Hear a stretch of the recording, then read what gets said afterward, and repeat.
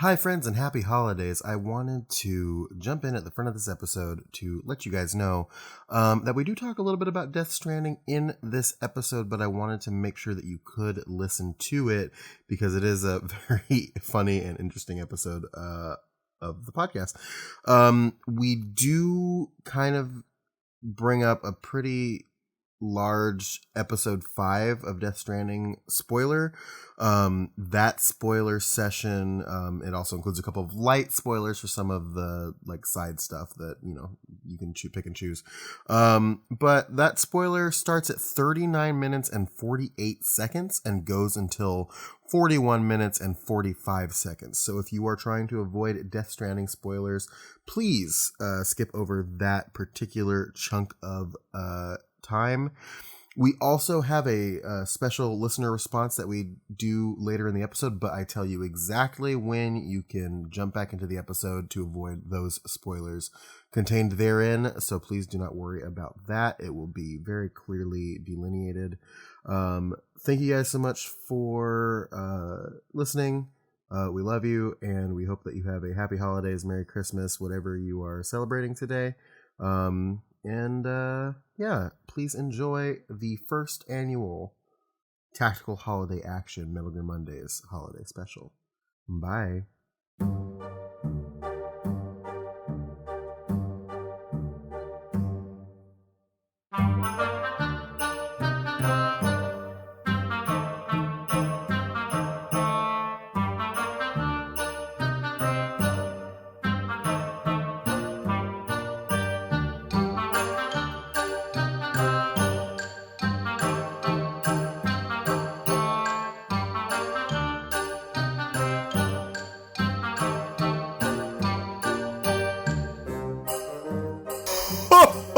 Host to you, dear listeners, and welcome to Santa Gear Mondays, the most thorough Santa Claus themed podcast on the internet. I am your host, Samuel Claus, and I'm here to present to you a non-denominational holiday special, which I fucked up by immediately conjuring the spirit of a very singular Christmas spirit, which is beside the point. I'm in too deep now.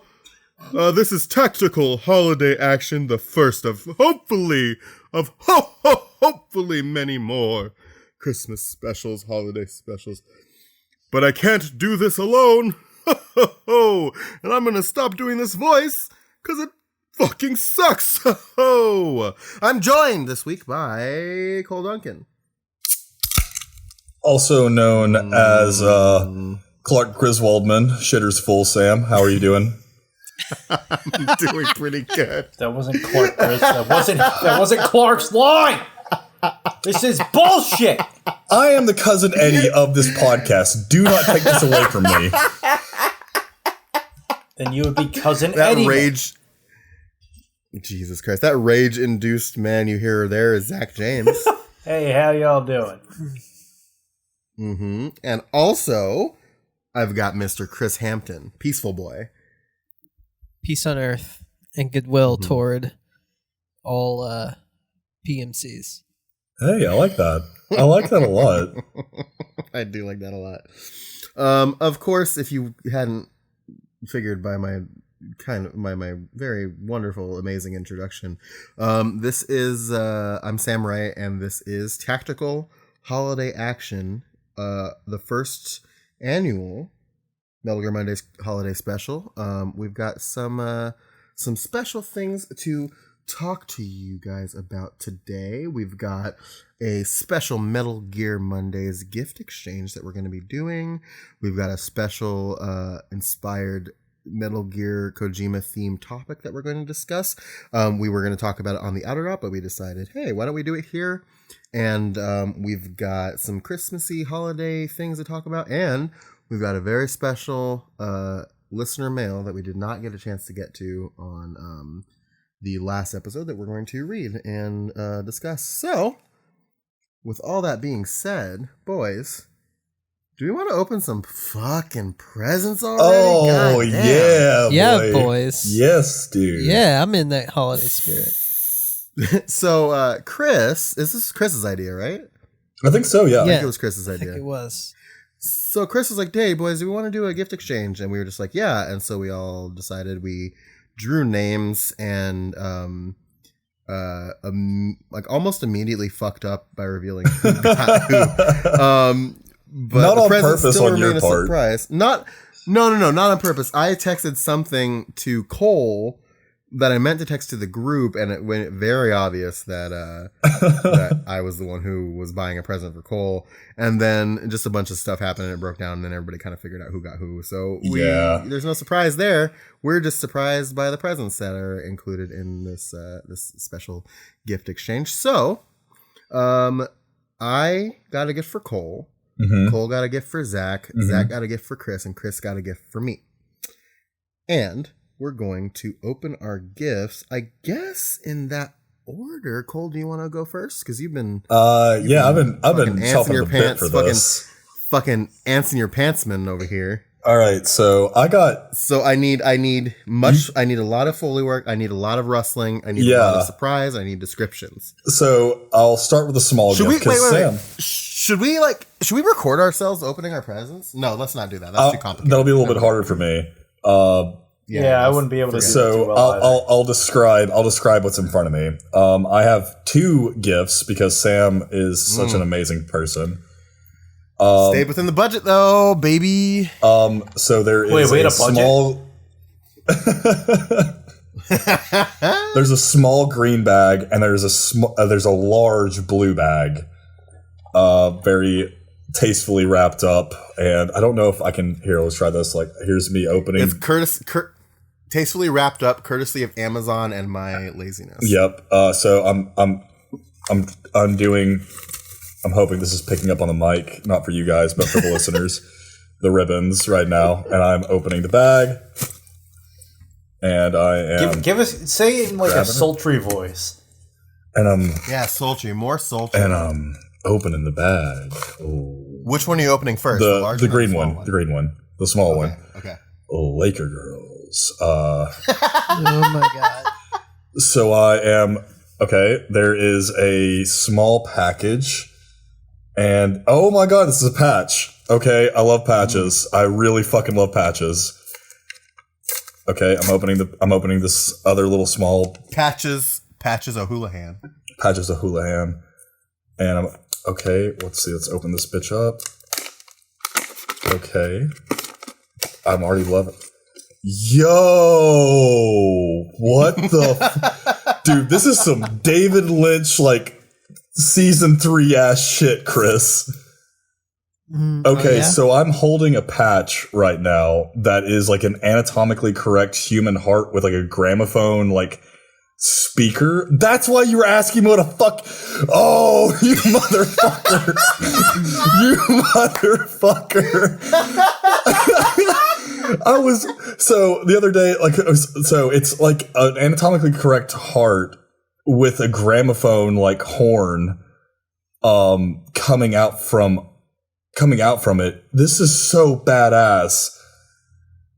Oh my god, Chris, you need to see this. Hold on. I'm going to send this to our group chat real fast. Yeah. So what I'll say, what's going to happen is we'll post pictures of all of our gifts on Instagram after this episode goes out. So don't worry, that's happening. You will be able to see these excellent presents that we got for each other.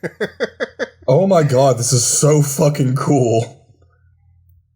Okay, I'm sending it to the group chat right now. Yeah. So it's an anatomically correct human heart with a gramophone horn. Sam was asking me the other day, he's like, what do you call the speaker to like an old school like record player? It's like, you mean like a gramophone? And he's like, yeah, like what'd you call that? And I was like, I don't know, the speaker, the horn. He's like, yeah, maybe like the phonogram horn, I guess, something like that. Yeah, but I just sent it to our group chat. That's so badass. Thank you, dude. Open the other one. Okay. Thank you, dude. I love this. Okay, and here's some more ribbons. Okay, they're some Hardy Knot. Good job, Amazon.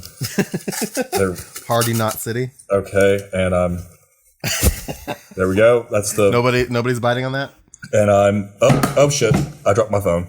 It's okay. No. It's okay. And I'm grabbing this, and there's a big ass box in here. A box. It's there's. Is it just the box? Or is it? I'm gonna open it up, and yep, it's just a box. It's just a box inside of another box. Okay, it's a wooden box, wrapped in plastic. America. What? What?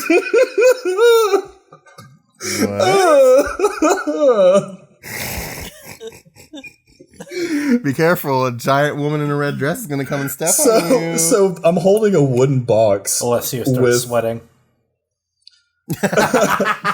There's a wooden box with a bald eagle on the front, and it says "Amerigo, make it special." All right, let's undo this latch. For the record, this is why I bought this one specifically. That whole thing. Oh wow! Oh wow, dude! So I opened the box, and there are two like Art Deco like crystal whiskey glasses in here with like whiskey stones, like marble whiskey stones. Oh my god! Get this guy out of here. Oh, that feels good in hand. That feels really good in hand. Hold on, here. I'm gonna give some Foley here. I'm gonna grab a whiskey stone or two. Oh yeah. And I'm gonna drop them in there. Drop them in. You ready? Are you ready, listeners? Ooh. Yeah, some of that ASMR. Fucking glass just shatters in Cole's hand. Dude, thank you so much. You got it, brother. You got it. I guess it's my turn for Zach, right? Yeah, so Zach gets to open his present. So Zach is obviously not in the States right now. And He's on Moonbase Alpha. He's on Moonbase Alpha. And so shipping out there, it takes a minute. Yeah, the Amazon drones that were supposed to deliver them up here actually got knocked around by some solar flares. And they're actually around the dark side of the moon right now. We're waiting for Ludens to come back with them. So, Zach, I need to tell you, the gift that you're about... So, I sent Zach a link to the gift that I got him, but that's not all that is in your gift. So, I want you to open the link so you can see what you got, but then I'll tell you what else is coming with it. All right, let me open this. It's a bit of a callback. Oh, shit. Oh, I love the color. Hold on, it's opening the link, but I love the color in the preview. Is that the color you got me? Yeah, that's the color I got you. The pink one? Yes, it's the pink one. Oh, it's amazing. I love it. It's a Kunu Flex short sleeve shirt in bright pink with like with palm trees on it. It's this is awesome. It'll go right with my Tommy Bahamas. So, did you notice the name of the brand?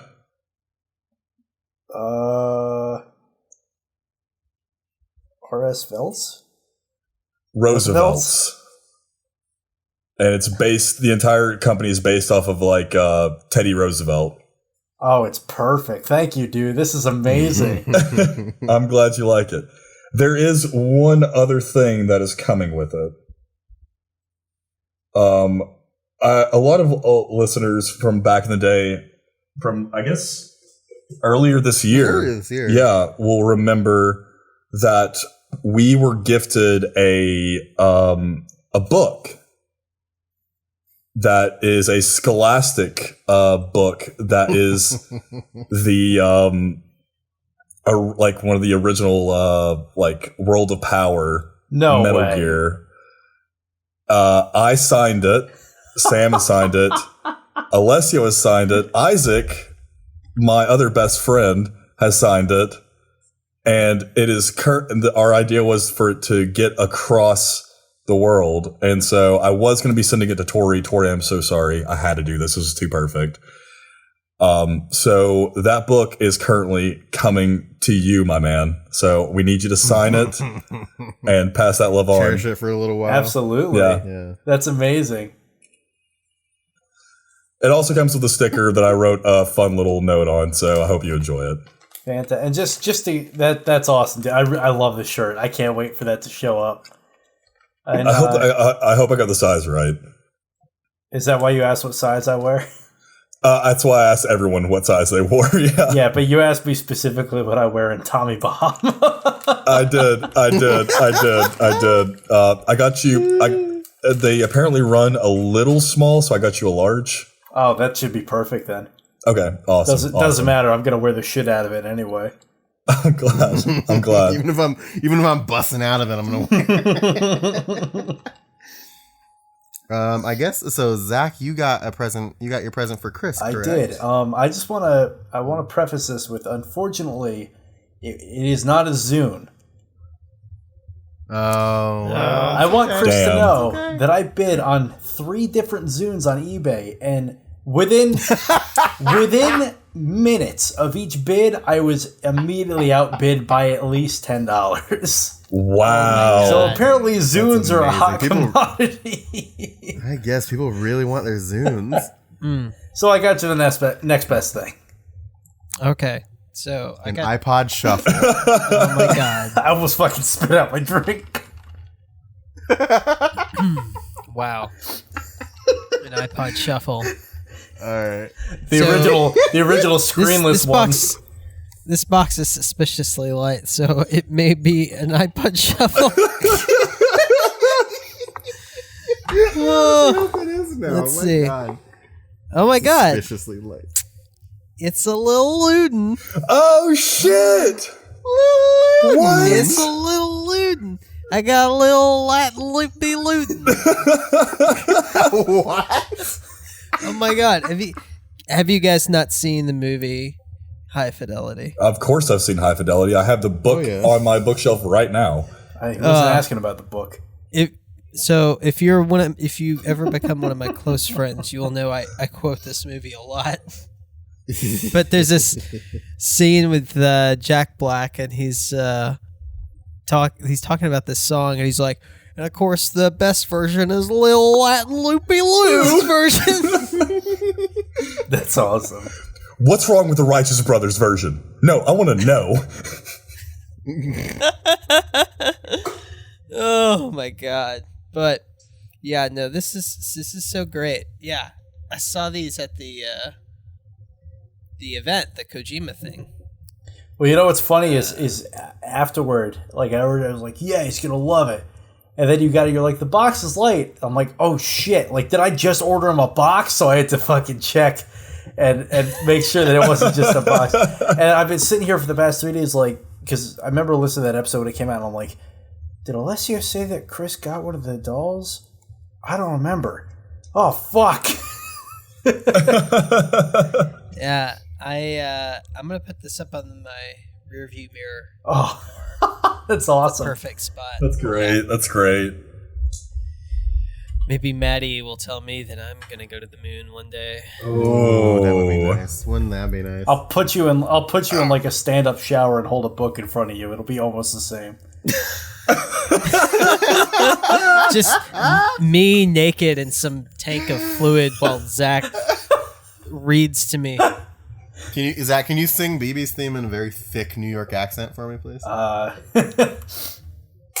See the sun rise. The day is ending. Let that yawn out. There's no pretending. Get out of here.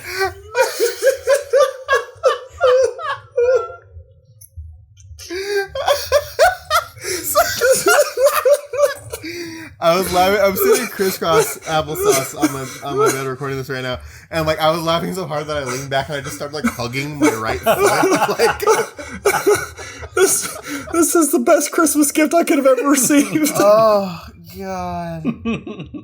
All right, let me open my gift from Chris. All right. Fuck. Oh my fucking god! All right, So this is a. I'm gonna get a lot of good fucking mic work on this one. Oh. You hear that? Oh, yeah. Oh, I love that crinkle. Right, I love a good crinkle. Oh yeah, pop that open. What do we got here? Ooh, okay. So I got a little plastic baggie. And inside the plastic baggie are Metal Gear pins. A pin of Metal Gear Rex and Ray. Oh, you went to that website. And also some stickers. It's Otacon standing on top of a Metal Gear. I'm not sure what this other one is, but it's cool looking. And then I got a little Earthbound print. Ness and Paula and Pooh and Jeff on there. And then, let's see. Ooh, it's a shirt. I told you you'd love it. I told you you would love it. I fucking love this. It's like a little chibi Otacon. He's got a burb on his shoulder. He's holding ketchup, and it says, it's like one of my Japanese animes. This is so cool. I love this. Thank you, Chris. Yeah, you're welcome. I will hold you and protect you. So let love warm you till the morning. I need Zach to like fully record this so that we can cue it here sometime. We'll have to do that, and that's what we call Metal Gear. Volume 1. It'll be Metal Gear. Metal Gear. Metal Gear. That's what I call Metal Gear. Have me in a Tommy Bahama over like my tactical gear. Yeah. Merry Christmas, bubbies. Merry Christmas. Merry Happy holidays, Christmas. Merry fucking happy. This is Merry badass. fucking This is happy. rock. Merry Christmas, Happy Hanukkah, And a happy new- fucking Happy Kwanzaa, fucking happy Metal Gearsmas, happy Death Stranding, a joyous Yule. Mm-hmm. Just fucking all of the candle nights, happy candle nights. Just a fucking Feliz Navidad, Festivus. you know. Kwanzaa. Merry Narkmas. Merry Narkmas from all of us at Metal Gear Mondays. Merry Narkmas. Yeah, so that was our gift exchange. Guys, you guys are the best. Sam, you're so cool, dude. Thank you so much. Yeah. So, like I said, we'll be posting pictures of our. I'm sorry. I'm imagining like a college humor, whitest kids you know style sketch of fucking Chris as BB and me as Cliff.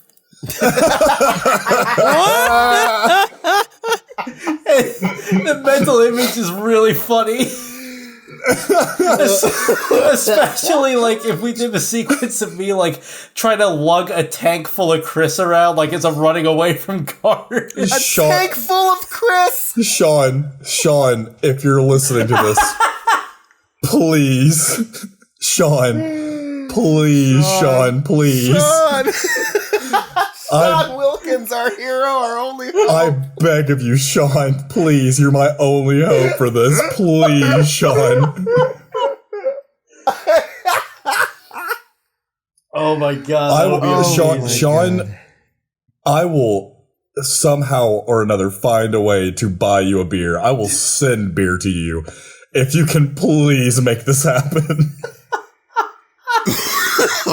Oh my god. Jesus Christ. I'm fucking crying over here. That's funny as shit. That's amazing.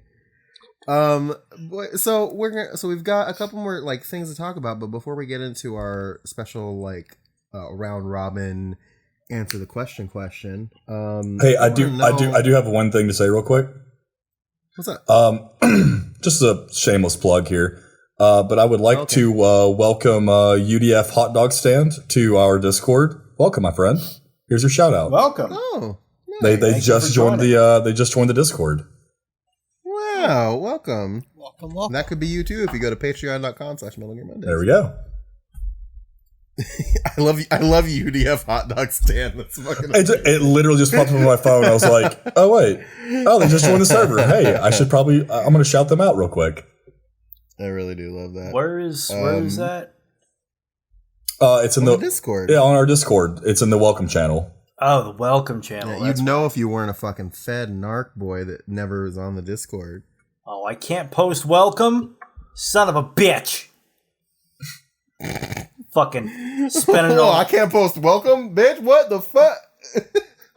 I redact all my fucking singing. You gotta bleep it out now. I refuse. The only thing I'll ever bleep out is your last name. That's all you get from me. Appreciate it. So I was wondering if you boys had any like holiday traditions that you guys partake in every year around this time. Yeah, I do. That's a Christmas to me. Cole, what do you do for Christmas? So holidays? Usually for the holidays, I go back to Athens, which is where I am from. It's where me and Chris are both from. Sorry, Chris, don't mean to dox you. Don't mean to dox you. Athens, Tennessee, not Georgia. Fuck Athens. Yeah, fuck Athens, Georgia. Oh my God. Even though Athens, Georgia is pretty cool. I'm not gonna lie. I mean, yeah, you guys got a really cool like city in Athens, Georgia. But I'm from Athens, Tennessee. So if you're from the South, a lot of people know Athens for Mayfield's ice cream.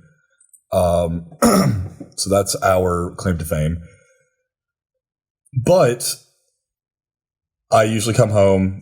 We usually have like ice cream there at the house. My mom makes these really awesome like desserts, these like little turtles that are fucking awesome that I love to eat. And then we'll open gifts between my mom, my dad, and myself. And then we will go and do essentially like a Christmas story. You know, like how they go get like Peking duck at the Chinese restaurant because it's the only place that's open. Yeah. Yeah. There is a place in Athens called Yamato's. It's really, really good, like hibachi and sushi, and they stay open on Christmas. And we always go and get like sushi and hibachi on Christmas. And it's just like anytime I think of like hibachi, I think Christmas. So yeah, that's like what we used to do, or that's what we do like with my family. Back in the day when a lot of my old friend group was a lot closer, we used to like all meet up at our house because we all used to live together at this place that we called Pope Street. And everyone would bring all of their gifts that they got back, and we'd all just like have fun with whatever anyone else got. But the thing was is that the day before, we would all go to the grocery store and buy a shit ton of food and a shit ton of booze, and then have this giant party with like all of us just kind of celebrating together, like our own personal family. And I that's something I do miss that I don't get to do it anymore. Your personal pan family. My personal pan family, baby. It was a lot of fun. I wish I could still do that.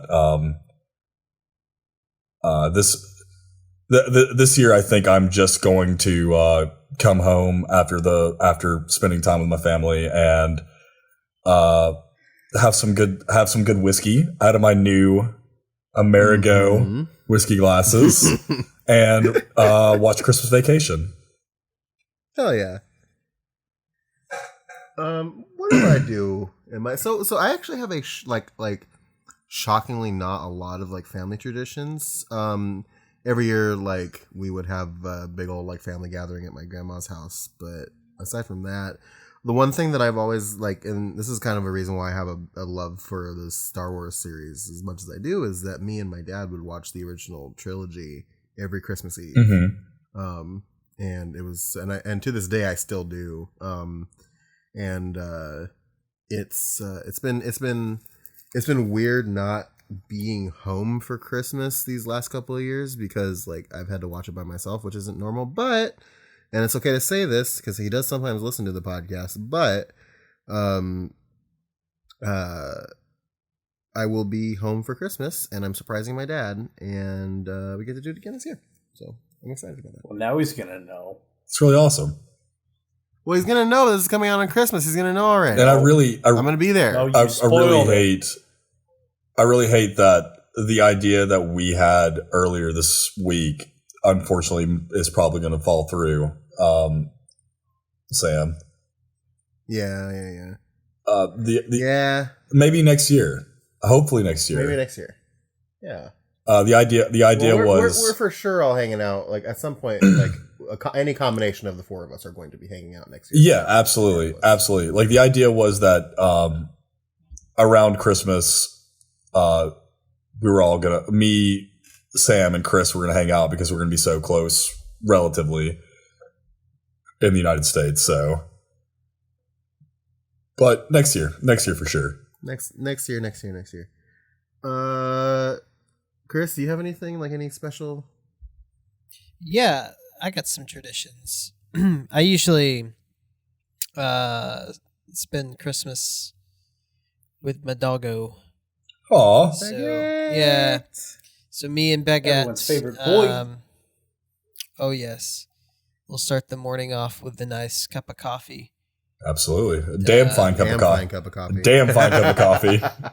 And he'll eat breakfast while I play the Vince Guaraldi trio, Charlie Brown Christmas. Very nice. Soundtrack. Yeah. Does he get? How much salami does he get? Oh, he gets a little bit of salami. Because it's okay. 100% of dogs can have a little get bit of 100% of salami on Christmas Day. But really, for dogs, like cats want the salami, dogs just want a little cheese snack. Yeah. So a little cheese snack. I give him a little cheese snack for the holiday. I like that. I like that a lot. Zach, what about you?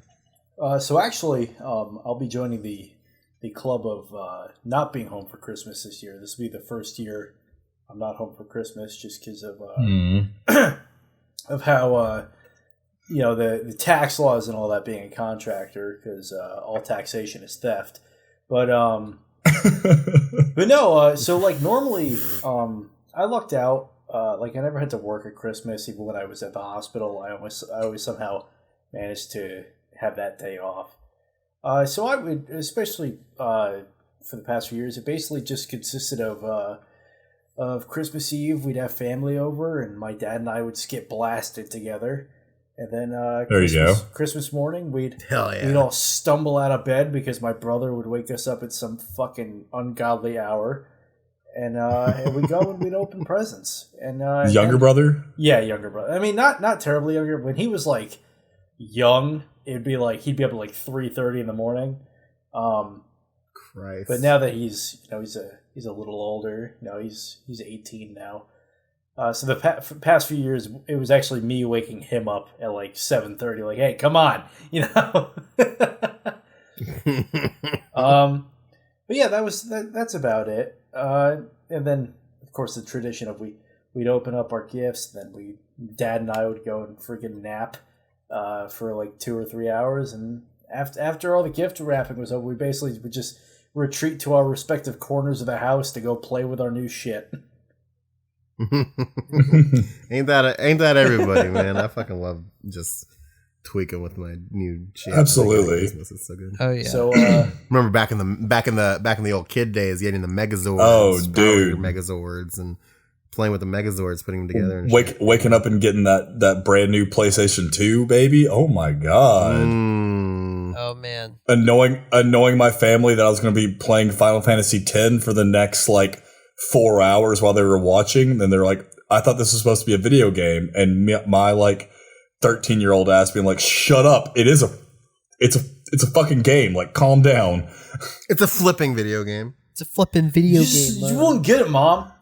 You don't get it. What the heck? Like, I wish I was never born. Oh my god. Thank you for Christmas. I love you. I remember. Thanks again. I remember cracking open a brand new N64. Oh. Oh my god. Diddy Kong Racing. That was my Diddy Kong. Yeah. Is that what came with yours? That's the game my parents bought. It came with Mario in the box. See, I got the green N64, and it came with Donkey Kong 64. Yeah, that's cool. Oh my god, I loved that game. I've never played it, but I will be playing it on my channel. Donkey Kong 64. Yeah, I've got an emulator. Hell yeah, it's a fantastic game. And I got the USB plug-in N64 controller and everything. Fuck yeah, Hefe, let's get it. All right, really quick. rapid fire, starting with Cole. Favorite Christmas movie, favorite Christmas song. Ooh, okay, easy. It's fucking... Never mind, it's not easy. Okay, it's tied. Number one for sure is Christmas Vacation. Okay. It's tied with Die Hard. Okay. Because it is a Christmas movie. Uh-huh. Just want to throw it out there. So is Lethal Weapon. It is. Yes. I love the idea. I saw it. I can't remember. So legitimately, I can't remember if I made this up in my brain or I saw a post about this. But there's this something said. Thinking that Die Hard is a Christmas movie isn't a personality. It isn't. It isn't. It's the same thing as like loving Halloween isn't a personality. Right. And then Christmas songs. That's really funny. It is Mele Kalikimaka, the Bing Crosby version, because it's fun as shit to sing and it's fun to say. And a new one that I kind of vibe with Sam about is Oh Noel by I Don't Know How, But They Found Me, because they put out a 3-song EP of just like original Christmas songs, and they're amazing. Honorable mention to probably one of Chris's favorite Christmas songs that I will let him talk about later on. Okay. Well, Honorable later on to one of could be mine. now. What mention? No.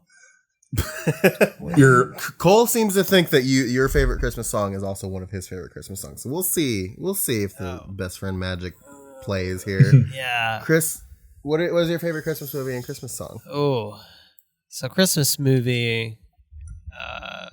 I would have to give to It's a Wonderful Life. Ooh, okay. Yeah. Classico, baby. Yeah, muy classico. It's like the classico. Really? I tear up every time. That's such a good movie. Yeah. And then like second place, I would put the second most Christmas movie of all time, The Empire Strikes Back. Ooh. Oh. Would you call Empire Strikes Back a Christmas movie? Yeah, it's a Christmas movie. I mean, it has Hoth, a snow planet. They're having a big snow fight.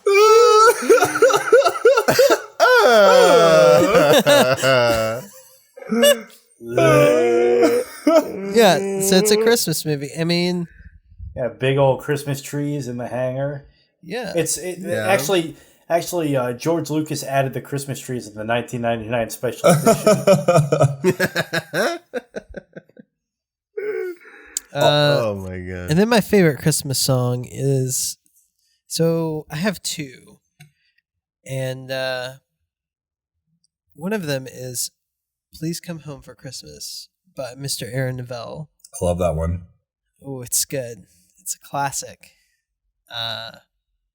And my all-time favorite is Christmas in LA. That's what I was talking about, baby. That best friend magic's paying off. Oh, yeah. Just treat yourselves if you want to see a dog dance to some music. Yes. Check that music video out. It's so good. We'll tell the name of the artist, obviously. It's Wolfpack. Wolfpack. Right. Zach, what about you? Movie music? Favorite movie, purely for nostalgia's sake, is Jingle All the Way. Hey. Oh, nice. Turbo Man. Who said you could touch my cookies? Put that cookie down now. And one of the most memorable scenes from that movie is when I forget who plays the mailman, but he's got a box and he goes, I got a bomb, and everyone's like freaking out. And then he's running out and the package actually explodes, and he goes, "That was an actual bomb? What's wrong with these people?" And then music, also Bing Crosby, because is there really any other kind of Christmas music? I mean, come on. But his I'm Dreaming of a White Christmas. Yes. It's a classic. It's a classic. And then since we're doing top 2, my second one is Christmas Time Is Here, the Peanuts rendition. Hey, there we go. Yes, good. I like that a lot. Well, for me, my favorite Christmas movie, I've got a very, very, very soft spot for the original Home Alone. Of course. It's either Home Alone or A Christmas Story. I watch A Christmas Story every year. It's such a classic. Who doesn't? Who doesn't? Right? But Home Alone for sure. Fragile. Fragile. I'm fragile, but I'm not that fragile. It's an antique. I brought you a holiday metaphor. I'll be waiting in the living room. Come find me. And then I'd also like to give a big shouts to Die Hard for sure. It's so hard to see when we shoot our eyes out. Mm-hmm. Jesus Christ. fucking fuck.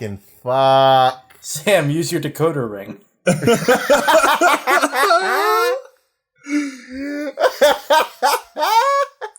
It tracks your vitals.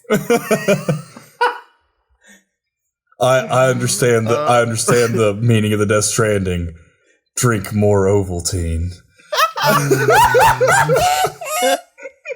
You see, when Mama died, her fa stayed on Earth, but her la went up to heaven.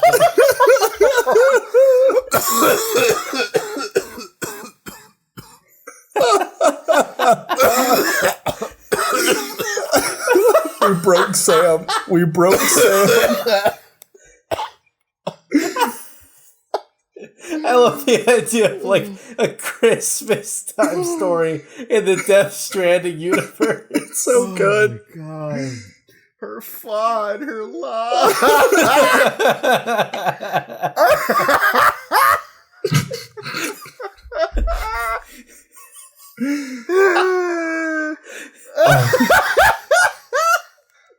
Oh, you have tidings. Yeah, you have tidings. What level are you?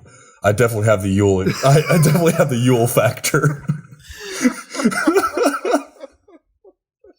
You gotta hang the Cole, we need to stop you.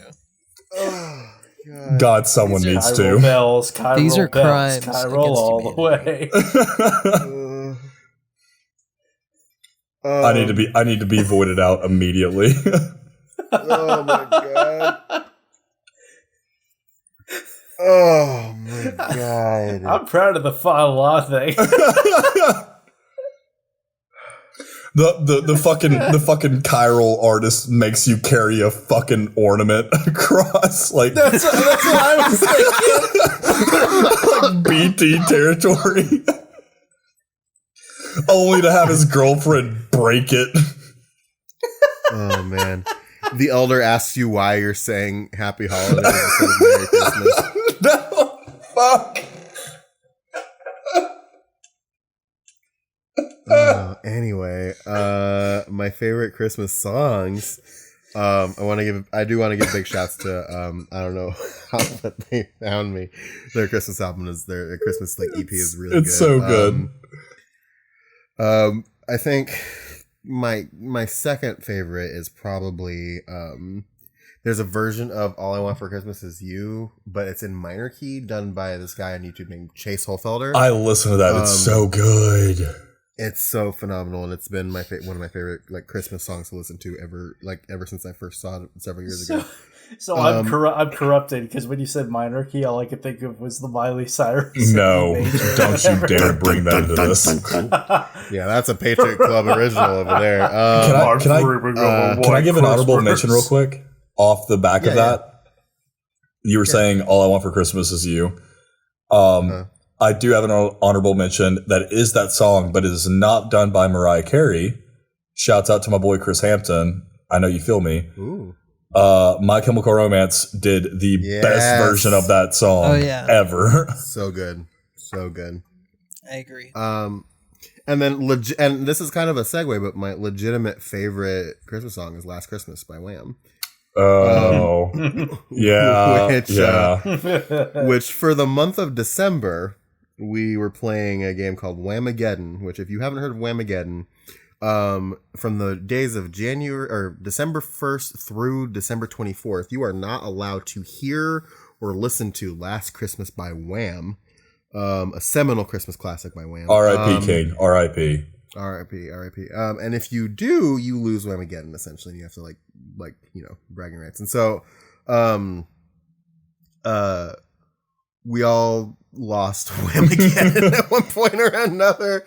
Cole, I will say Cole did last the longest. You're damn right I did. You died on the 18th or like some point so it was before that. It was like Sunday. It was like Sunday. I think it was like the 15th that I lost. Yeah, it was the 15th. I lost on the 14th. I one of the rules myself out. Well, Zach fucking Allahu Akbar last Christmas. I don't know if that's an okay joke. I mean, it probably isn't. Oh no! I appreciate it. Good. I'm glad. No, Zach. One of the rules we established for ourselves is that if somebody like plays it for you on purpose, you can't lose. But Zach played it on a FaceTime. What we did was we were going through like different songs. So I had like 2 other songs that I played before then, and then I just had it sort of fade into Last Christmas by Wham. And it was funny because like these guys didn't notice it first, and then I just saw Sam's eyes light up with like anger.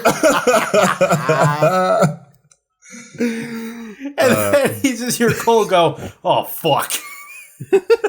It was so perfect, we didn't lose though. then because he broke the rules. It was very perfect, but Zach lost the game there for himself, and then Chris I think was the first one. Yeah, because he went to a Christmas party, right? Oh yeah. So I went to my work Christmas party at this like real fancy farm to table restaurant, and it was pretty loud in the actual restaurant. They were playing music. I got up to excuse myself to the restroom. As soon as I walked in the restroom, was preparing to let loose. I noticed how quiet it was, and then I heard the music. No. Last Christmas, I gave my heart. I was just drunk enough to let out an audible fuck in the bathroom, which got me some looks. I was gonna say it. All other heads turned toward him. Yeah. So Cole was technically victorious amongst the 4 of us, but like the game, you lose. Wait. We all lost Whamageddon. Fuck you, dude. I lost. Yeah, you did. You did lose. You did lose. So that was Whamageddon. Do you guys want to talk about my special prompt? Yeah. I think we can. Yeah. So I feel like I have to take a little bit of heat for this. Mm-hmm. Because in your absence, as you know, this is what fucking happens when I go away for just a couple of days. In your absence as de facto host, right then, Sam. We if you've listened to if you're a patron subscriber, you heard our Patriot Club the other day. And we did use this prompt, and it's totally a Sam prompt. Mm-hmm. And I completely dropped the ball, and we talked about this on the Patriot Club. But we would be remiss if we didn't get Sam's hot take. So, go ahead, buddy. So we're getting everybody's hot take. If you listen to the Patriot Club, you're going to get double takes, but now you get my take on the main feed. So extra, hear all about it. Sam's got a hot take. Now do it. Now do the fucking BB thing again with that same voice. Hold on, I gotta pull up the lyrics. Just kidding. Let's go. Come on, Sam. So the prompt goes as follows, right? Everybody's seen seminal Christmas classic starring noted crazy person Tim Allen, The Santa Claus, wherein when Mr. Scott Calvin, the protagonist of our story, goes outside and hears something on his roof, he sees Santa Claus, spooks Santa Claus. Santa Claus falls off the roof and dies, and Scott Calvin becomes Santa Claus, right? So my question for everybody was, if a Hideo Kojima character were to be the Scott Calvin in this instance and did something that caused Santa Claus's death and had to become the new Santa Claus, which Kojima character, it could be from Metal Gear, it could be from his early games, it could be from Death Stranding, which Kojima character do you think would make the best Sandy Claus? And that's the prompt. I think it's only fair that you go first. You think I should go first? I think you should go first. Absolutely. Because All right. if you've listened to the Patriot Club, you've heard all of our hot takes. Unless, some of us are going to change them. Ooh. Didn't think of that curveball, did you there, Cole? Ooh. No, nothing really surprises me with you, dude, anymore. I mean, it's just...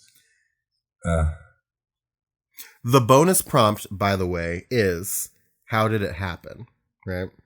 So, with all that being said, my answer is 1 Vulcan Raven. Okay, this was not brought up. All right. I'm interested to see where this fucking takes. All right. My answer is Vulcan Raven. He is large. I think that if he wasn't a terrorist, he'd be pretty jolly. He already lives in a cold climate, so he'd be perfectly suited. Sure. He'd be perfectly suited for North Pole work. Also, he can apparently freeze Solid Snake in place and do some magical bullshit with crows, so he's already probably got some Christmas magic within him. He's the perfect candidate. And I think that he should be Santa Claus. And I think that how it happened is that one day Santa Claus is, minding his own business, like flying low orbit, going to deliver presents, and he runs afoul of a giant cloud of Vulcan ravens who then eat Santa Claus alive.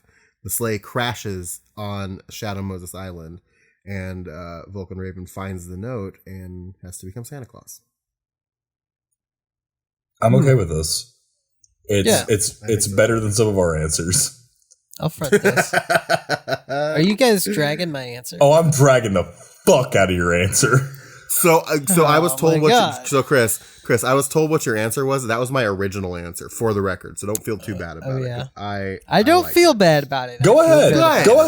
Good. Go off, King. I like it. Go for it. Go off, King. Are we saying like just Hideo Kojima character or is it confined to the Metal Gear series? No, it's just Hideo Kojima character. Like, it could be anybody. Don't you fucking Snatcher, dare. Police, Don't you fucking dare. Don't I dare what? Don't I dare what? Just do it. Just do it. I think that maybe I want to say that our friend Sam Porter God. Dope. would be a better Santa Claus than Pequod. It's such the obvious answer, though, right? Like, it is. Chris just rolling 2 gutter balls in a roll with his answers. Oh my God. It's a Christmas miracle. Me and Zach James agree on something. Wow. Go on. Yeah, no. Please. I don't know what to say. Explain. Yeah, so, the obvious thing is that he delivers packages. Uh-huh. Sam is the man who delivers. Uh-huh. So is Santa. Right? Uh-huh. And 2, he connects people, which is something that also Santa does. Uh-huh. Spreading cheer. Yeah. He's a saint. Yeah. can't stop watching it. Yeah. I'm sorry. Good news, boys and girls. Christmas is going to take about 3 years to fully, come to fruition. We recorded this in April. What do you mean? 3 years. Oh my God. Good luck getting across the fucking mountains. Well, so Chris, how did he's got some zip lines built. Yeah, none of us use zip lines. Well, listen, when he's Santa, he doesn't need to worry about anything. He just fly in his sleigh. Yeah. So it doesn't matter anymore. As long as he has the chiral network set up. It's chiral Christmas magic, baby. It is. Mm-hmm. How does he kill Santa in this? Yeah, I'd love to hear this one. He trips over a rock and tumbles down a mountain and glides into it. I was gonna say he fucking hucked a hematic grenade to for her.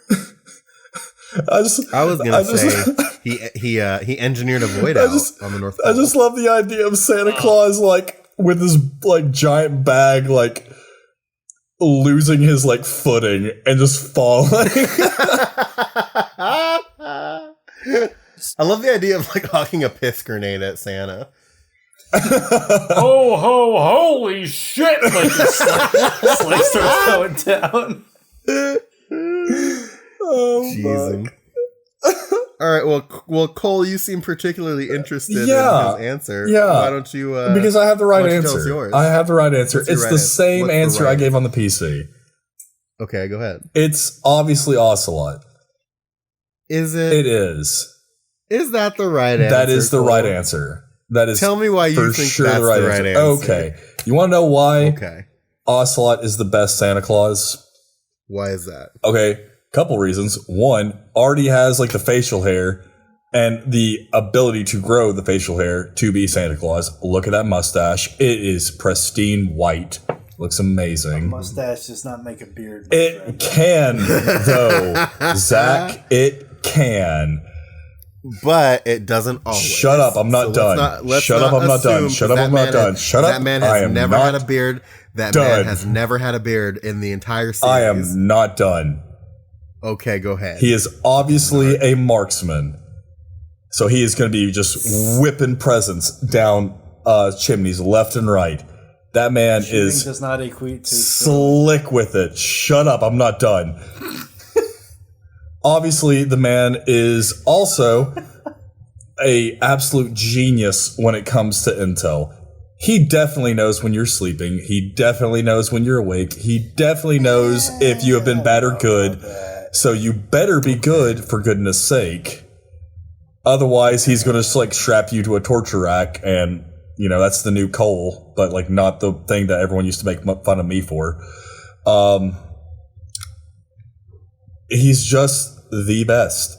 I mean, like any man who can like come up with a convoluted plan to mess with the Patriots and the United States government and every other government on the face of the planet has the ability to come up with a global, like, conspiracy theory that Santa Claus exists. Also, I think, was it Chris or was it Zach that pointed out that Snake in Metal Gear Solid 3 does... that was me. Does believe in Santa Claus. He sure does. So... Yeah, because he believed in Santa Claus and vampires, I believe. Yep. He sure did. He sure did. So, Ocelot is the obvious choice for Santa Claus. Okay. Okay. How does Ocelot kill Santa Claus? Allah. Obviously perfect. Allah. Fucking Peace Walker. Ocelot has been working as a quadruple agent in Santa's workshop for years now. He has totally ingrained himself in the North Pole's system of, you know, making toys and getting reindeers ready and everything else. And then the plural of deer is deer. I will fucking strike you when I see you. Wow. Oh, Jesus Christ. Fucking get your rich hand ass bullshit out of here. Ocelot has been there. He's just waiting. He's been waiting. He's been waiting. He knows when the right time to strike is. And then it comes. And what's he do? Just whips out that like revolver, spins it a couple times, clack, clack, clack, clack. Santa Claus and his Secret Service are gone, and now Ocelot is Santa. His Secret Service. He's got a fucking squad of tacked Oh, you don't think Santa has a security detail that Ocelot can't just absolutely clap? You are out of your mind. Bunch of elves wearing miniature tactical vests and toting M4s. Just saying. Just saying. They've got 5.56ers and pineapples. Next generation Christmas forces. Oh my god. This is the most probable answer, and I dare anyone to come at me. Please at me. It's wrong. I am Cole Duncan on Twitter. Please at me. Yes, it is done. We'll talk soon. Rudolph the Red-Nosed Reindeer. I love the idea that Rudolph was the one who hired a hit on Santa Claus because of all those times when Santa didn't do anything about the reindeers not letting him play their reindeer game. It's a close up of what appears to be the cherry of a cigarette, but then it pans out to be Rudolph's nose. All right, Zach, who do you got? What do you got? So I'm going to change my answer from what I gave on the Patriot Club. And I'm going to go with Old Snake. What? Okay. Because, I mean, if we're going off of Cole's fucking direction, he's got the mustache for it. Sure. A mustache, a beard does not make. No, fuck you, Cole. You don't get to. No, he did that to me. I get to do that. No, you don't get to because you were arguing legitimately for it, and he's fucking busting your chops. Yeah, you don't get to. But you know what, Cole? Solid Snake is a clone of Big Boss, and Big Boss grows a banging beard. He is not a perfect clone of him. I'm pretty sure he's got the facial hair. He is not a perfect clone of him. I just wanted to throw out there for the record, didn't they shave off a beard when Solid Snake got pulled in for the mission on Shadow Moses in Metal Gear Solid 1? As evidenced by the briefing? I know they definitely cut his hair. I don't know about the beard. Mm-hmm. I feel like he had a beard. Laker girls. Jesus Christ. Spoken by someone who knows that he's been dethroned. Mm-hmm. And how does Absolutely not. Absolutely not. How does Old Snake kill Santa Claus? No. I want to know why he's the perfect Santa Claus. So Old Snake kills Santa Claus because he goes on to their big airplane thing from Metal Gear Solid 4 because he's going to deliver some presents to Sunny because, you know, she's been a good girl. She deserves some presents. Sure. Well, he doesn't realize that Snake is having an egg timer, maybe. He doesn't realize that Snake is having one of his little PTSD dreams on the bench that he's always sleeping on in Metal Gear Solid 4. And so in one of his PTSD fever dreams, Snake just CQCs the shit out of Santa Claus and snaps his neck right before he wakes up. So then he goes because Christmas has changed. Mm-hmm. ID tagged reindeer, driving ID tagged sleigh, delivering ID tagged presents. And so specifically Old Snake, why do you think Old Snake would make the perfect Santa Claus? Because I just love the idea, because Old Snake's a fucking crotchety old bastard. Sure. So having to imagine him like trying to do all the jolly shit of Santa Claus, just being this pissed off, crusty old soldier is really funny in my mind. Just, it's Santa. He's like, you know, sort of pissed off as he's handing out the presents. Oh my god. Smoking a cigar the entire time. What was your original answer? Oh, it was the end. Oh, interesting. Okay. Mainly because of appearance's sake and the fact that him sort of rolling around all bug-eyed in his wheelchair was also a very funny image. I had a quasi-joke answer that also worked, but it was like cheating because I just said the Patriots. The Folly Lulelo? Yeah. No, Chris had a really good slap back to this. The Fala Lulelo? Oh, I said that was gonna be a Lale Lule no. That's pretty good. Damn! Well, boys, we've got one more little thing that I wanna get to before we say sayonara for today.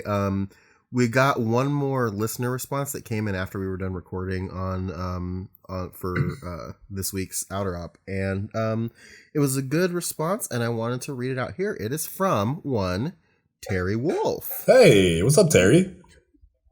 So I do want to warn, if you have not either played and beaten or listened to our coverage on Death Stranding, block us out now. Sam, cue it here at the timestamp that you can jump back in. Hey, thanks, past Sam. You can jump back in at 1 hour and 39 minutes to avoid all the Death Stranding spoilers we're going to be talking about in this letter. But come back, because it's from Terry Wolf, and it's a very good discussion. So, see you on the other side. There it is. I'll stay with you by your side. Close your tired eyes. Hey. There you go. So now we are fully in spoiler territory. And if you're not listening to it now because I told you what time to come back in. So we'll just get into it. Terry has a letter for us. So he says, Fury Man here, coming at you from the official Metal Gear Solid Gmail account. If I heard you guys correctly, you wanted excuses to, quote, go off and generate some sweet clickbait controversy headlines. So let me do my part to grease the wheels for you. Get it. The first series of questions, I feel like we could probably, like the rest of us can answer this as well. Just from a different position. But the first series of questions is for Zach, America, MacGuffin, Strand, Bridges, Porter, Cryptic Metaphor. Oh my. You're an author of actual novels, so you have a much more complete window of insight into the writing process than most, and therefore I give your takes on writing extra weight. With that in mind, let's play a game. Oh my. Yeah. First off, I'm honored to hear that. But yeah, let's play a game. Let's play a game. I want you to think of your all-time favorite work of fiction, the one that inspires and uplifts you the most, and take a moment to absorb what makes it so powerful with all the little details you could probably think about for ages. Ooh. So I want you to pull that in your mind's eye, Zach, and all of us too can do that as well. Got it. Really think about it, absorb it, Got it. feel it. Got it. Got it? Okay. Yep.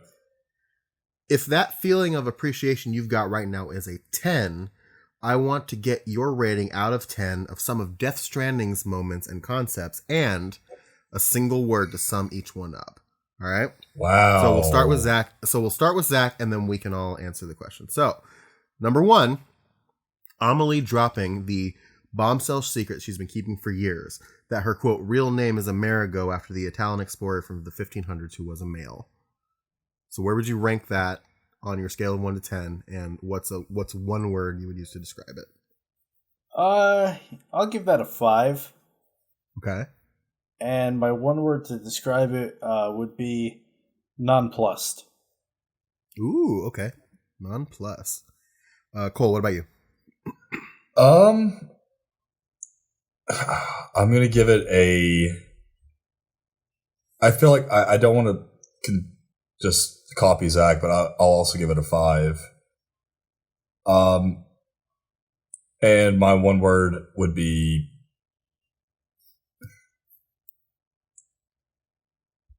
expected. You expect? Well, I guess it was kind of expected. Well, what I mean by that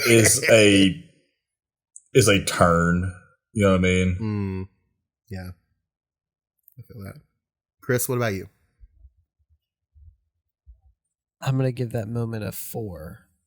And I'm gonna just say it felt kind of pointless. Ooh, pointless. Me, I'll stick around here and I'll give it a 5. And I think my one word would be weird. Sure, that's fair. That's totally fair. Because I think inflection is important too. Like, it's not just weird, it's weird. Yeah. Number 2, starting with Zach, the overall handling of core plot and setting elements like beaches, chiral clouds that prevent aircraft from functioning, timefall, BTs, mules, etc. I'll give that an 8.5 out of 10. Okay. Because of intrigue. We like a bit of intrigue. Is that your word? Is intrigue? Yes. Nice. Cool. I will give it a 7. For ingenuity. Chris? I'm gonna give it a good 8. I felt like the major plot beats were handled very well. The setting was excellent. It was something really original. Yeah, the overall feel of the game was just very nice.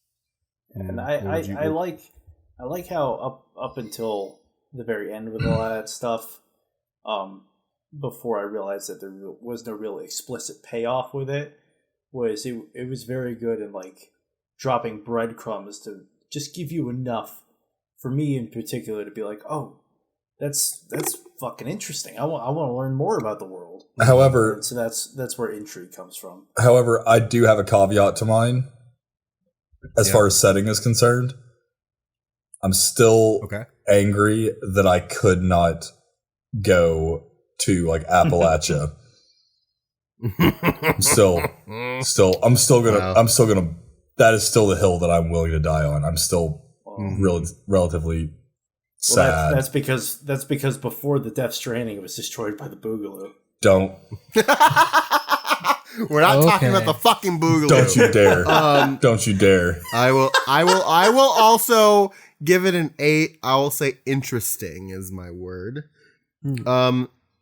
Number 3, Sam's backstory about a wife and the role this plays throughout the story. I'll give that one a 6, and I'll say my one word with that would be, I guess, disappointing. With the caveat that I wish they'd done more with it, other than just a backstory of like, hey, you had a baby at one time, now you got another one. Okay, cool. I actually am going to give this an 8. An 8? And I will call this for relatable. Because I feel like Sam having a wife at one time and experiencing loss is something that makes him more human as a character. Okay. Chris, what do you think? Yeah, I'm going to give that a good 9. I think it was vital in really fleshing out who Sam was as a person. And it made him more than just like a protagonist or like some sort of unrelatable character because he had been through what he had been through. Yeah, like that. See, go ahead. Sorry. I'll give it like, I'm going to give it like a 5. And I'll say my word. It's probably like nonplussed, I'd say. I think because I agree with the notion that like it does help flesh him out as a character a little bit more, but they kind of just don't do anything with it. They have that moment where dead man like talks to you about it, but what do you have? You have the picture, and then you have that one moment where dead man's talking to you about it, and it kind of doesn't like pose an impact for the most of the game. My thing with that is that it kind of makes the point that the past doesn't define us, and that's what really kind of spoke to me personally. But at the same time, a big reason that Sam was kind of this like broody loner was because of that loss. So therefore, his past was defining him as his current character. I mean, I get that, but I mean, I'm in the same camp. That's why I think I related so much to that bit of Sam. And so I think I guess maybe I can change my word to subjective. Okay. Is that kind of loss and that kind of relationship that he had is something that is purely human, and I love that about Sam personally. All right. And number 4, the recurring flirtation between Sam and Fragile with the maggot snacks, the little cryptobites. I would give this a 6. Just because I would say inconsistency would be my one word. Because while I like that it was used as like a sort of flirty thing, it was just real annoying in the beginning. and then it sort of got more natural as the story went on. But then at the end, when they were like, "Oh, she's in a coma and she could take weeks to recover," and then Sam just sort of waggles a crypto buyout in front of her and she miraculously recovers. It just took away all urgency, and that just killed that whole like scene for me. Mm-hmm. Which at the time I was expecting it at that point. I expect nothing, and yet I'm still let down. And I think the other thing with it too is that at the end as well, it kind of just ends up back where it started. Like they've grown closer, but he's just like, "No, I'm nobody and I'm nothing," and he just kind of like abandons her. Yeah. You know?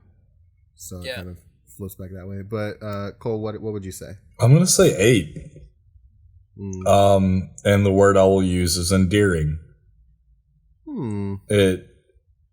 It's not like Kojima has a tendency to use comic relief to kind of introduce a bit of levity into his games, and I really appreciated this kind of break from that, where it's not just comedy, it's this kind of endearing thing that he and Fragile have, and I just thought it was endearing and sweet. It's wholesome. Chris? Yeah, I'll second that. A good 8 seems fair here. And I felt like they had more of a sibling type relationship than any romantic interest, in my opinion. I felt it was a little questionable at times, but I don't know. I was chalking that up to being like Kojima being a weird guy and how he treats women in fiction. Yeah, I feel that. Me, I'd give it a 7.5, and I think legitimately, and this isn't a joke. This is just my quick, easy word to just sum it all up. I think my word would be, I do think. Sam, how does one spell that word? I guess UHHHHH, but like it kind of like floats upwards at the end. It's like a couple of accents. It's like UNGHHHHH. It's just kind of like for those of you not keeping track of all of the last like 8 episodes of this podcast, the is a term of endearment and is not. So I give it a good term of endearment. I will say I think it was shout out my boy Tripex. I do agree with endearing. I can say it is pretty. It's kind of endearing and it's fun, and I think like they have like their like, especially after like you get rid of the bomb in chapter 3, like it starts like clicking on a different level, and I appreciate that. So it was a fun little relationship. And then Terry continues. He has a question. Now he has a question for everyone. It's 2021, and Hideo Kojima is working on a Death Stranding Redux. He's a huge fan of Metal Gear Mondays and personally asks each of you to make one major change to the game to make it better, more popular, more effective, or whatever you think is most important. It could be a plot change, a gameplay or level feature change, a character performance or writing change, audiovisual, etc. Anything you want. He has the budget and the green light to make it happen. What do you suggest to him? And he specifically asks for serious answers. So we'll keep the cycle going. Zach, I feel like I know what you're going to say. So please continue with what you're going to say. So my biggest gripe, was it only one or could we change multiple things? Multiple. One thing. Well, wait. He asked you to make one major change. One major change? Mm-hmm. Get rid of episodes 10 and 13. Get rid of the backtracking. Put him in a fucking cutscene. Have him wake up he fucking gets chiral stormed back, and then he wakes up, where he needs to be, or some other porter found him. Just get rid of the backtracking. I almost didn't finish the game because of those sections. Wild. Cole, what do you got? I'm gonna cheat. I'm sorry. You're gonna cheat? What do you mean you're gonna cheat? Are you gonna say multiple things? Because that's against the rules. Okay, then if I have to say one thing, it's give me exposition in audio form rather than an email. The other thing was very small. What's that? Tell me. Let me drive over fucking rocks, Kojima. It's a fucking all-terrain bike. Let me drive over a fucking rock. Can I add one small thing? Go ahead. Sure. I don't need goddamn slow motion for when I pick up a rock or I grab a bug or it starts to rain or I enter a fucking BT field. Preach, I don't King. need slow motion. Preach, King. Preach. Give me an audio cue, give me a visual cue, give me whatever, but do not break the flow with your unnecessary goddamn slow motion. Okay. Alrighty, Chris, what do you got? Chris, you're on record as like really, really being into a lot of the choices this game made. So I'm curious to see what you would change. Yeah, I was pretty on board in here for most everything that happened. But I would say the big changes I would make would be the ability to choose to play on a server with people that you know. So that would I think that would heighten his goal of like building connections with people, because then you would have the opportunity to build connections with people and interact with them in real life too. Okay. Yeah, imagine how interesting our playthrough would have been in that case. We could have played with each other. Yeah, we could have worked together to build. We all could have used Chris's roads. Oh yeah, for real. God, if I wouldn't hit a fucking rock that I can't drive over, man. Kojima. I think my change, would honestly be, I would have you run afoul of Higgs a lot more. I think. Yeah, no, I didn't even think about that, but I love that. I don't think that you need to do a whole lot of extra story, because I think I would just I just want to see him more. I think seeing him, if you see him in chapter or episode 2, right at the end when he summons the BT for you to fight, and then you see him as the Bridges personnel disguise giving you the bomb, and then I think after that, really, the next time you see him for real is in episode 9, and that is so far away from where you where you last saw him, and I could be misremembering, but I think I'm right in that on that. Can I add a caveat onto yours, Sam?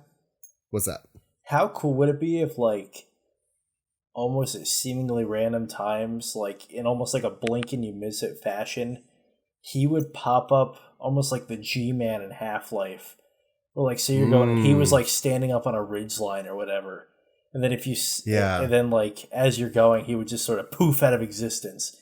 How cool would that be at random instances where he's just sort of observing your progress? That would have been so cool. Yeah, that would be so cool. I would want to see him more in cutscenes, because he's such a great smarmy, dickish. Yeah. Oh, he was a wonderful villain. Oh, he was such a great villain. So I would love to see him more in cutscenes. But I think I love that idea, because I think that would really add to his agency as well. In the fact that, because remember, his whole thing is he's waiting for you to connect the chiral network, because you're basically leading him to Amelie. Yeah. Yeah.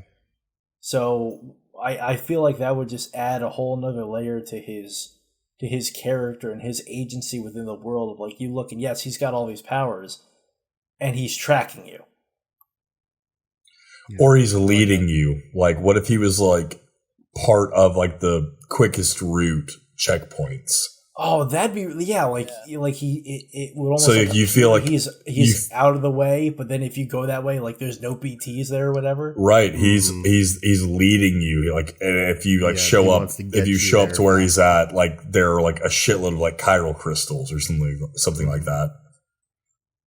Yeah, that like anything like that would be cool. Like I just like I feel like I want more presence, not necessarily like extra backstory or whatever. I just want more presence because he's such a great character. Oh yeah. And I struggled with that answer because it was either him or Cliff. But thinking back onto the whole thing, I think they really utilized Cliff a perfect amount. For sure, I agree. Cliff's whole build up and payoff was probably, actually not probably, was my favorite part of the entire game. Mm-hmm. Yeah. So I'd clamor for some more presence of Higgs in this game. Oh, and one more addition. If just to sort of add to that, like whenever you press the button that makes Sam call out, how cool would it be if like you called out and called back sometimes? Yeah, and he called back, or like you just heard him laughing in the distance or something like that. Oh my god, that would be so cool if every I don't know 20th time you did it in like a zone that wasn't connected to the network, you heard Higgs. That would be so cool. Yeah, almost. Or just, or just like or just like if it's just like you better hurry up, Sam, or something like that. That'd be You're awesome. almost there, Sam. Mm-hmm. There's a little more to go, Sam. I think that'd be really cool. So that would really mess with me. Oh yeah, but that's the point. That's what I want. That's the point. I mean, that's what his character's all about. It's just, I mean, he's basically, he's just there to fuck with you, or like controlling you, or like him, like using like the same lines that Amelie uses, like the whole like, "Come find me on the beach, Sam. I'm waiting." Yeah, exactly that. Like that'd be so cool. Yeah, I think that would just add a whole nother layer of like, yeah, I'm in this world. Yep. Yeah, I think that just plays into my general discontent with the game.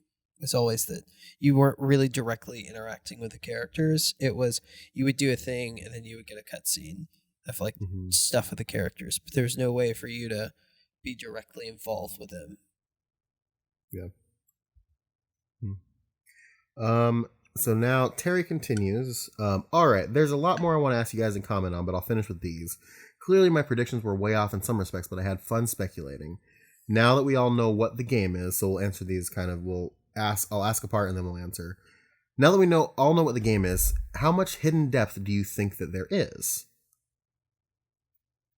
And what I will say, and I don't, maybe I'm off base, maybe other people have seen some other things. I think that that the depth is pretty, like, it's not like a crazy deep game. I think a lot of it is kind of there for you to just discover just by reading stuff, right? Like I think it's kind of there for you to interpret, and like they tell you things, like he tells you basically everything in some way, shape, or form in this game, right?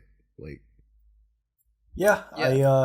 I agree. And then the stuff that I didn't know, just because I didn't want to read the walls of text that were the emails, which goes back to Cole's thing of give us audio logs or whatever while we're wandering around. Yeah, were answered by looking it up on like TV tropes and stuff like that, and that helped me get a lot of information that otherwise I would have missed. That would have kept me wondering, but really, that's on me. I think, like Sam said, the game delivers pretty much everything it wants you to know. I guess so, but like it kind of goes back to like my little joke answer about like not being able to go to like Appalachia. Like the game is an exploration game. I think we can all agree on that, right? Mm-hmm. Yeah. But the game just gives you all of this information up front.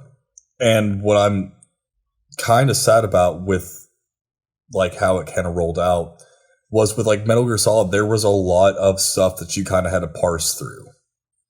It doesn't feel to me, at least, that there is a ton for me to really like dig and parse through, if that makes a lot of sense.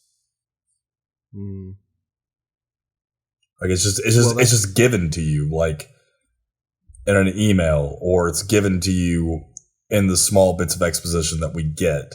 And I would have loved to have, that kind of like, I don't know, like those moments where you realize, oh shit, like Ocelot is the son of, the Sorrow and the boss. And oh my God, like what's going on? But we don't really get too much of that. And I don't think there is a lot of that in this game.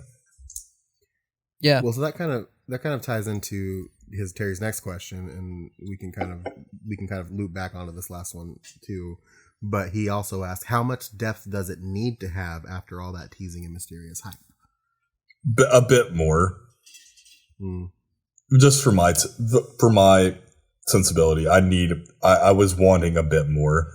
I mean, the game delivered what I wanted it to deliver, but I would have loved that kind of level of intrigue that I got from the original series. And maybe it is just me kind of looking back nostalgically misty-eyed at Metal Gear Solid, but I don't know. We've been looking at this game for 4 years, and I have a lot more hot takes than I thought I would. I also agree. I've always kind of like, and I talked about this on our pre-coverage Outer Op number 4 when we read like everybody's theories and stuff like that. I kind of mentioned that I've always kind of been the guy of the crew that doesn't like look so deep into like the meta contextual shit, but having a Hideo Kojima game in front of me and having spent 50 some odd hours playing it, and having that stuff presented to me, it almost felt a little like, and this isn't bad per se, it's just different. It just felt kind of like, it just felt way more like straightforward, sure, than I think a Metal Gear game is. And I almost missed that like, whoa, because I don't know, like there's gonna be some, like we've already had some like really like light kind of like moments like this, but they haven't been anywhere close to as like explosive as the Metal Gear ones are, where it's just like, I love having those moments where I'm just having a conversation with like Alessio or one of you guys, and somebody will say something like, oh, do you remember that part in Death Stranding when blah blah blah happened, and what if this, or do you think it was this, and just having that moment that's like, whoa, and I completely agree with that sentiment. And we might have some of those over time, but I think at face value, Metal Gear has those moments clearly, and I don't think Death Stranding does. I think it's also, to an extent, unfair to compare the two games, or the games, because what we're really doing is we're comparing a game series that spans, over 20 years worth of work to a single game. And I'm not saying, that we won't get those kind of like, whoa instances, but I think that they'll be few and far between. And I think we should be fair and admit to ourselves that the plots of Metal Gear Solid games are very formulaic. Yeah, for sure. Yeah. So it is also like hard to compare something that is, I think, the Metal Gear games are intentionally kind of built in this video gamey tropey way. And that's what Death Stranding is not. Yeah. Until Higgs gets on the screen. Yeah. One last boss fight. No more game overs. Or whatever his line is. Yeah. Yeah, I can agree with that too.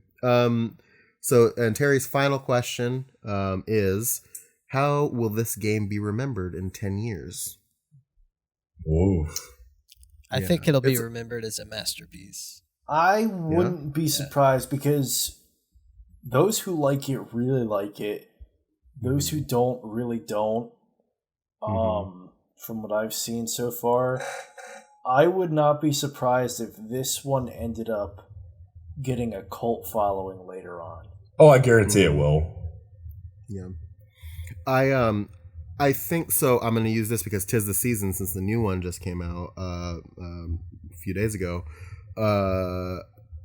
I think it's going to be remembered in the same way that I think The Last Jedi is going to be remembered as the best of the the sequel trilogy of Star Wars movies, because Star Wars The Last Jedi did a lot of like really challenging things and didn't pander to audiences and really like challenge like what you expect out of like a Star Wars movie, much like I think Hideo Kojima did with Death Stranding, and kind of challenged what you expect out of not only a Hideo Kojima game but a video game, right? Sure. And I think when people look back on both of them, I think they're going to like recognize what they are and what they did and really appreciate them.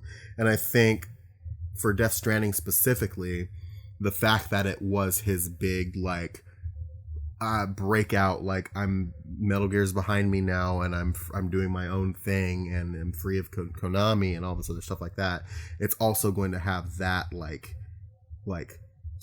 veneer on it of like this was his first brainchild that he had coming away from Konami, and this is what he did, and I think it's going to be remembered very positively because of that as well. While I respect your opinion, Sam, I would rather sit through an endless loop of or a 2.5 hour loop of Amelie going Mario and Princess Peach and then them running in slow motion than watch The Last Jedi again. Okay, I think that as people think more critically about The Last Jedi, they're legitimately. I think they're going to realize that it is probably the best one of the three. Here's my thing: it's definitely not the best Star Wars movie. Let's get that straight. But of the sequel trilogy, it's the best one, and I've seen all three of them, and I can state that confidently. Oh, here's my thing about it. Talk later. Here's my thing about it is that what you got?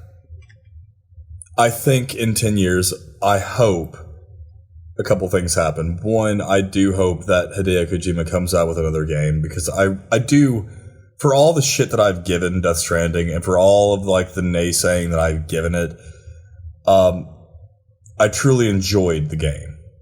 I think it was a positive experience. Yes, overall it was a positive experience. Yeah. I would go back. I'm going to go back and play it again. Not even just for the podcast, but just for like my own personal enjoyment, because I did truly enjoy the game. And I think going back to it with a more experienced experience, I'll enjoy it that much more. I hope that he does come out with more games in the next decade. Games, whatever, movies. I hope he comes out with more media. Yeah, and I think that Death Stranding will be remembered as a kind of cornerstone for Hideo Kojima. And that's not the start of something special. Right. And that's not me being a fanboy, and you're more than welcome to call me that all you want. But I think that Death Stranding is a very, very honest take from Hideo Kojima. I think this is a game that he truly had a kind of a Lynchian take on. He had Final Cut. He did not kind of give up any kind of artistic creation to anyone else. And that's something that should be appreciated. And I think that it will be appreciated in due time. Chris, anything you'd like to add? I think we're all pretty aligned on this one. Yeah. Keep it on. And with that being said, Terry, thank you so much for writing in. I'm happy we were able to read your response on our holiday special. Now this is the time that I told people they could come back in, and that's it. There's no more. I don't know why I told you to come back in. You know what we're going to say. That's the end of it. Thank you guys for listening to our, tactical holiday action MGM Holiday Special 2019. We hope to do like this. At least I do. You guys can speak for yourself. Oh no, for I sure. Hope to do this for many more years. For sure. Tradition. And yeah, so we opened presents. We made some Santa Claus mistakes. We talked about traditions. We read a letter, and I think I think that's a Christmas to me, boys. have a super happy holiday, whatever you celebrate. Yeah. Hug your friends, hug your family. Mm-hmm. Be connected. Make those strands. God. You can find us on the. I'm ignoring you. You can find us on the internet, MetalGearMondays.com. You can find all of our social stuff there. You can also go to patreon.com/MetalGearMondays. We brought it up a little bit earlier, but you can join in on some fun there. $1 will get you into our Patreon. $2 will get you access to Patriot Club, which is our extra bonus patron-only podcast that we do. We've got so many other perks on there. Check it out. See what tickles your fancy. You can also review us on Apple Podcasts and other various podcatchers. Those help us get seen, and we would love if you guys would do that. We really appreciate those. And yeah, that's about it for that. Cole, where can they find you on the internet? You can send me holiday wishes, and I'll send them right back at I am Cole Duncan on Twitter and Subterranean Homesick Brews on Instagram. What about you, Zach? You can follow me and watch me scream at random household objects on Twitter and Instagram at author Zach James. And if you want to see me bumble around multiple different video games, sometimes alone, sometimes with friends, follow me or give me a subscribble on YouTube at Maverick Rooster. Look for the little red guy playing SNES. That's me. Wow. Yeah. Hey, subscription. What about you, Chris? Well, you can find me at Chris Hampton II. It's Chris Hampton II on Twitter, Facebook, Instagram. And then I have a PlayStation, which my roommate is using to play Persona 5 right now. Good game. Yeah. You'll never see it coming. And that's proto_dude, right? Proto_dude. And then on the Xbox, I'm just Proto_dude. Dope. Come watch me play Lost Odyssey then there. Hell yeah. Also good game. You can find me on the internet on Twitter at Sanjul. That's SANJUUL. You can also find me on YouTube, bit.ly/Sam Does a Thing, and PSN at Deadpool Alpha. Boys. Gang. Oh, Merry connection or something. Merry Christmas, Sam. Happy holidays, everybody. Merry we'll catch you. Christmas. And we got one more episode coming. Merry Crimbus. We got one more episode coming on the 30th, and then we'll catch you in 2020, baby. Oh, yeah, Bubby. Keep it locked in, dog. Keep it tight. Always keep it tight. Always. Keep it moist. Nope. No, not that. Not that. Don't do that. Don't fucking do that. Why would you do that? No. Zach, you gotta be careful. Santa Claus is watching you at all times. Detention. You better watch out. You better watch out. You better watch out. You better watch out. You better watch out. You better watch out. You better watch out.